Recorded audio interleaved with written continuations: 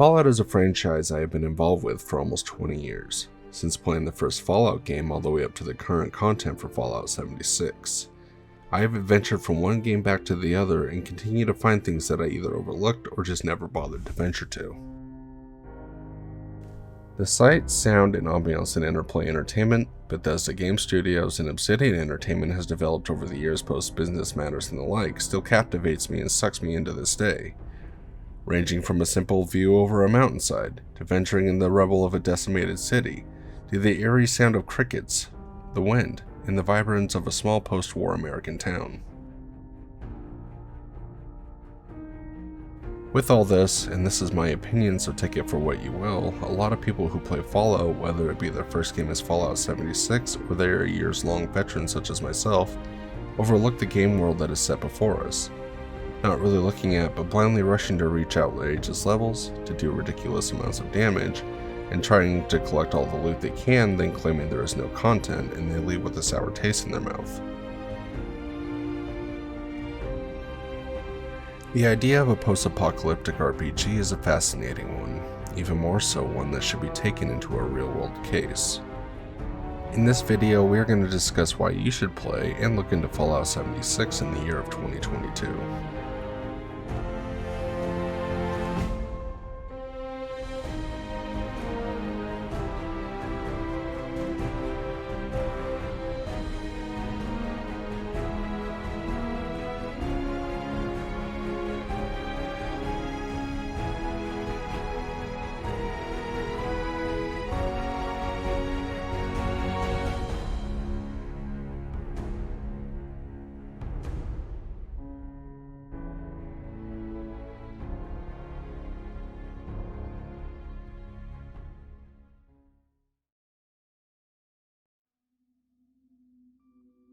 Fallout 76 had an interesting launch, suffice to say. Multiple bugs, glitches, and other various problems that deserve righteous judgment and criticism, some worse than others, had plagued the game, but it wasn't entirely the developers or even the Inanimate Games' fault, but in my opinion was the reviewers and bandwagoners. Once a good portion of the launch day participants had left, and those who remained behind to support the game from day zero continued to play, work started to get put into the game. Those of us who were open-minded and had played not only Fallout, but also the acclaimed Elder Scrolls knew what to expect, especially since Bethesda repurposed the creation engine for a multiplayer framework. We knew walking in that Fallout 76 wasn't going to be perfect, and that 76 was going to be a project, and so, we waited. Those of us who remained on Fallout 76 created our own communities, stories, discords, trading markets, and loads of other ways outside of the game to enjoy it. Some formed live-action role-playing groups where they played the game walking about Appalachia and pretended to be X-Faction, whether it be Free States, Enclave, or Brotherhood of Steel, immersing themselves in the game and enjoying it for what it was. Others found enjoyment in player versus player. Raider-esque discords were formed and gangs of people fought each other and griefed newcomers and veterans alike. Then eventually Nuclear Winter, the Battle Royale mode for Fallout 76, was added to further those needs to want a versus mode outside of adventure mode, and to not have to deal with the pacification system that was later added to the game.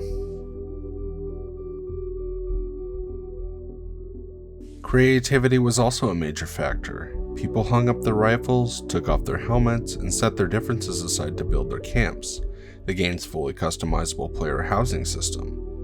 Some made up some quirky and odd camps, while others made camps that others believed were actually part of the game world. Fast forward to the time of this video, 4 years after Fallout 76's release date. The biggest question for a lot of people is Fallout 76 good? My answer to you, while still entirely up to the person asking the question, is a resounding yes. Fallout 76 has boosted from its infant stages and has even begun to catch the attention of those who had originally hated the game. Loads of content has been added to the game, such as the popular Wastelanders, which brought back human NPCs to the game, multiple main and small quests, events, and plenty of loot to find, collect, hoard, and stash. Bugs galore was squashed, fixed, and removed from the game. Those who left during the plague of the injected weapons, hacked weapons, and other undesirable items will be happy to know a lot of those weapons are no longer either usable or permitted. While some yet still linger around here and there, it no longer affects people's enjoyment of the game.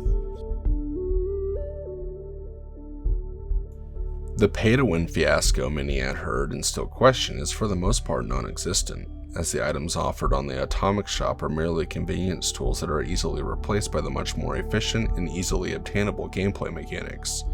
Cosmetics are plentiful both in-game, whether it be quest or lootable items, the scoreboard, or the Atomic Shop. Builds are entirely up to the player, as there are no required build setups, required legendaries or armor sets, and or item requirements. The perk system, in my opinion, is much better than the previous titles, and you are now able to freely adjust your perks and cards without the tedious and monotonous need to constantly level your character to change your build setup via the perks booth. These are but fractions of why I enjoy Fallout 76, however. While there are a few bad apples out there, I have met and made friends with many people over the past 4 years. We have had adventures and endured the storms that Bethesda occasionally brings to us. So where do we go from here? Fallout 76 has had its No Man's Sky story and continues to improve to this day. We have approximately 3 or more years of content from Fallout 76 coming to us until we potentially see another Fallout game. Because Fallout 76 is a prequel to the other titles, perhaps we are seeing the stage set for Fallout 5 that has been discussed in recent months, or perhaps, like others have speculated, Fallout 76 is nothing more than a simulation, and that we are nothing but watchers to a virtual world being manipulated by Vault-Tec or the Enclave. But a lot of this is from my experience with Fallout 76. If you enjoyed this video, consider liking and subscribing. Who is your preferred faction in Fallout 76? How long have you been playing? Tell me your experiences in Fallout 76. Until next time, this is Doom Guy, and remember, war never changes.